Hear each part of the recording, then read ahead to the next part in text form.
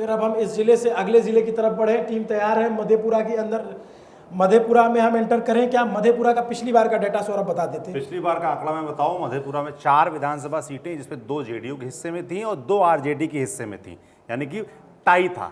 पर इस बार जो हमारा एग्जिट पोल है उसमें जो आंकड़े मधेपुरा के निकल के आ रहे हैं, स्क्रीन पर एक बार आ जाए तो मैं आपको बताना शुरू करूं। 4 सीटों का आंकड़ा हमारे सामने है और बड़ा उलटफेर हुआ है। अगर ये नतीजे जो हमारे एग्जिट पोल में हैं, जो आ सकते हैं, जो हम बता रहे हैं, अनुमान है हमारा, महागठबंधन 4 सीटें, 4 की चारों सीटें मधेपुरा की जीत सकती है। एनडीए का खाता मधेपुरा में नहीं खुलने के चांसेस हैं।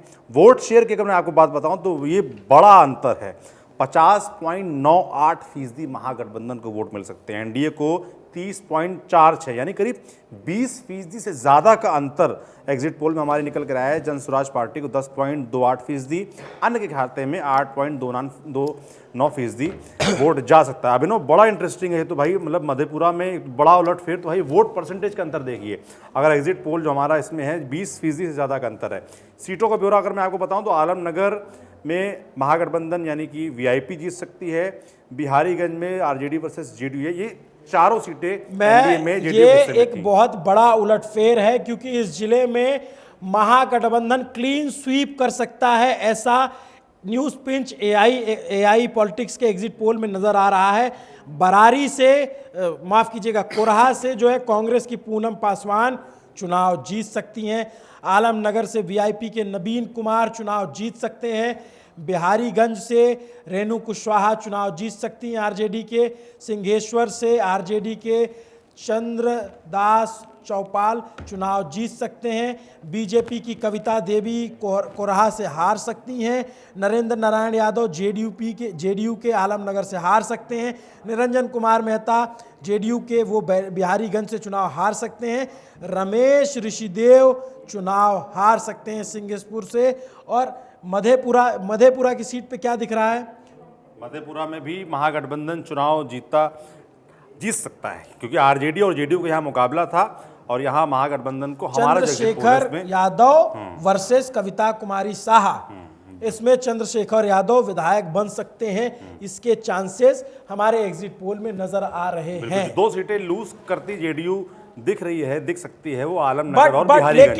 लेकिन अब ये बड़ी खबर ये है कि अब 73 सीटों के रुझान के बाद पहली बार महागठबंधन बीजेपी से, एनडीए गठबंधन से आगे निकल गया है। ये अभी की जो रात के 8:18 पे हमारे पास जो ट्रेंड आ रहे हैं उस ट्रेंड में दिख रहा है। पहली दफा महागठबंधन बीजेपी गठबंधन से आगे जा रहा है, 1 सीट के अंतर से ही सही, लेकिन जेडीयू अच्छा प्रदर्शन नहीं कर पा रही है। बीजेपी अकेले दम पे 32 सीटें जीत रही है, उसके बावजूद आरजेडी और कांग्रेस इन इलाकों में बहुत अच्छा प्रदर्शन कर रहे हैं और ये गठबंधन अब बीजेपी से आगे निकल गया है। ये तो एकदम से ट्रेंड ही पलट गया राम। ये जैसे जैसे आगे बढ़ेंगे हम ट्रेंड कई बार इसमें बदलेंगे, जैसे जैसे हमारे पास जो डेटा आ रहा है उससे यही समझ में आ रहा है कि ये पूरा जिला कभी एनडीए का गढ़ हुआ करता था, आज महागठबंधन इस पे क्लीन स्वीप करा। मतलब ये जो आपके आंकड़े आए हैं इसमें 20% का वोटिंग परसेंटेज का अंतर है। हाँ, इसमें निश्चित रूप से 20% के आसपास जो अंतर नज़र आ रहा है, जिसमें अगर आप देखेंगे तो जन स्वराज भी यहाँ पर करीब 10% के आसपास वोट ले रही है।